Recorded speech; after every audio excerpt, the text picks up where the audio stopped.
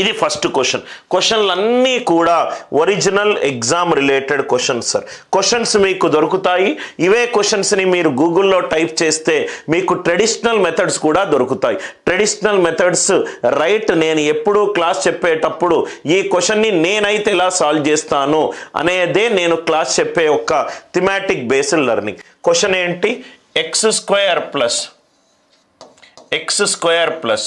2x minus 7 is equivalent to 0.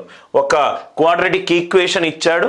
X square plus 2x minus 7 is equivalent to 0. మనకేం కనుక్కోవాలన్నాడు?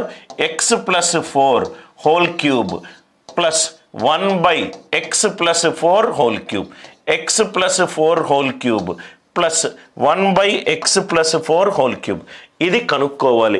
డైరెక్ట్గా నేను అనిల్ నాయర్స్ వే డైరెక్ట్గా discuss చేస్తాను సార్.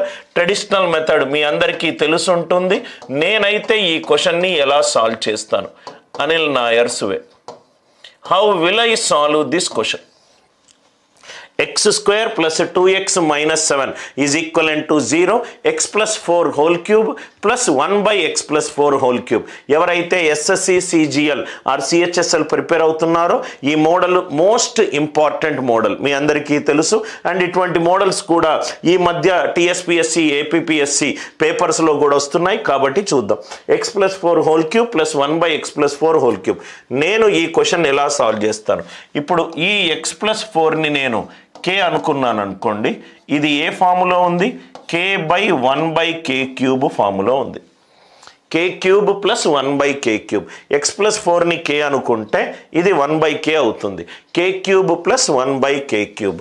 ఒకసారి ఇక్కడ చూడండి sir. K plus 1 by k whole cube, k plus 1 by k whole cube ఏమవుతుంది? A plus b whole cube. A plus b whole cube ఏమవుతుంది? A cube plus b cube plus 3ab plus 3ab into a plus b. A అనేది k and B అనేది 1 by K.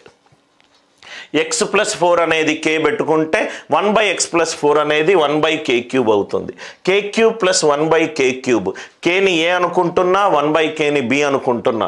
A plus b whole క్యూబ్ని a cube plus b cube plus 3ab into a plus b. మరి ఇక్కడ observe చేస్తే ఇది చాలా మందికి తెలుసున్నది సార్. జస్ట్ ఒక సెకండ్ ఆలోచిస్తే చాలు. మనకు ఇదే కదా క్వశ్చన్లో కావాల్సింది.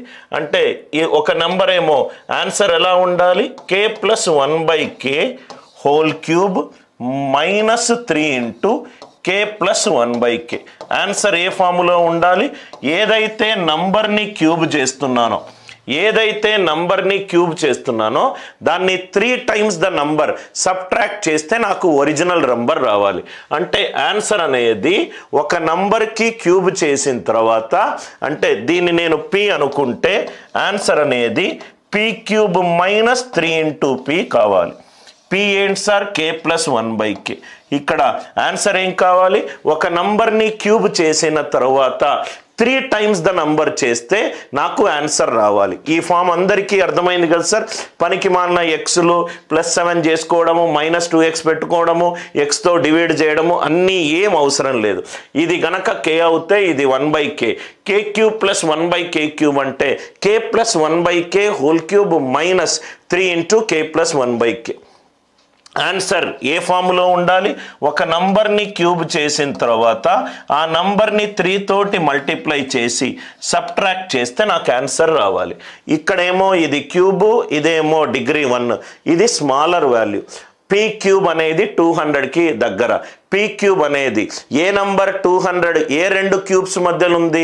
5 క్యూబ్ అనేది 125, 6 క్యూబ్ అనేది 216. 6 పెట్టుకుంటే ఏమవుతుందో చూద్దాం. 6 క్యూబ్ మైనస్ 3 ఇంటూ 6.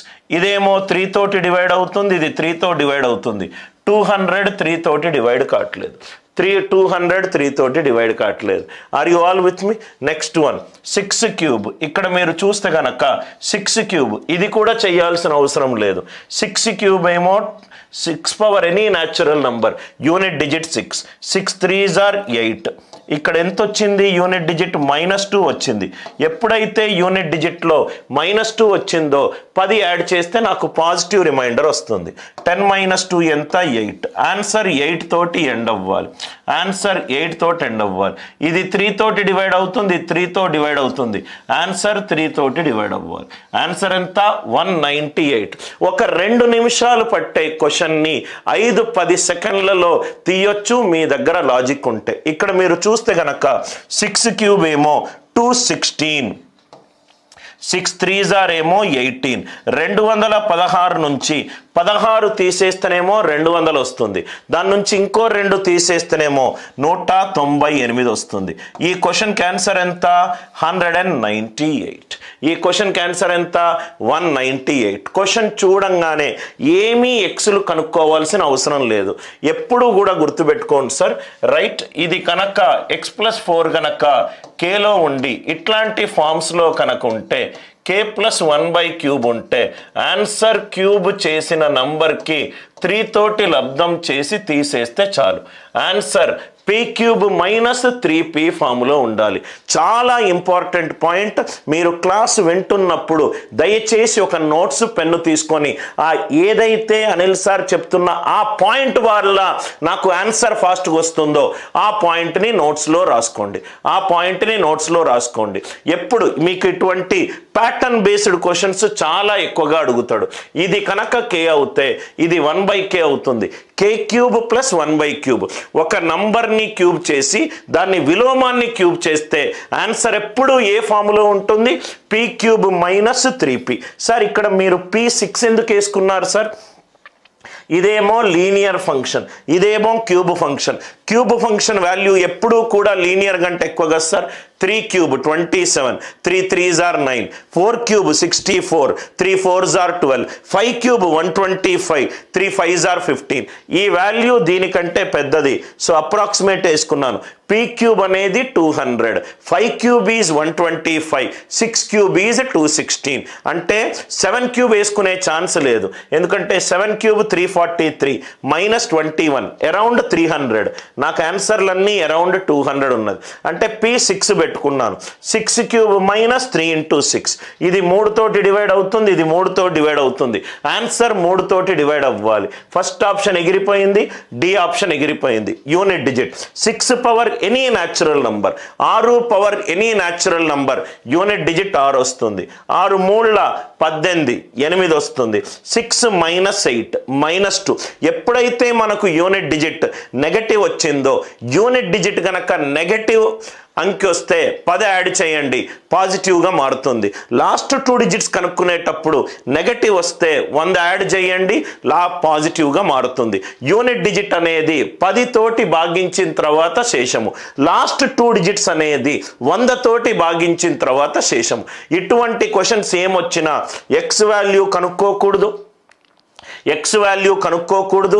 అటు ఇటు చేసి ఎక్స్తో డివైడ్ చేసి ఒక నంబర్ని క్యూబ్ చేసి దాని విలోమాన్ని క్యూబ్ చేసి కూడితే ఆన్సర్ ఎప్పుడూ కూడా ఏ ఫామ్లో ఉంటుంది? p³ - 3p ఫామ్లో ఉంటుంది. రైట్, క్వశ్చన్లు అన్ని క్వశ్చన్లు కూడా ఒరిజినల్ ఎగ్జామ్ క్వశ్చన్లు.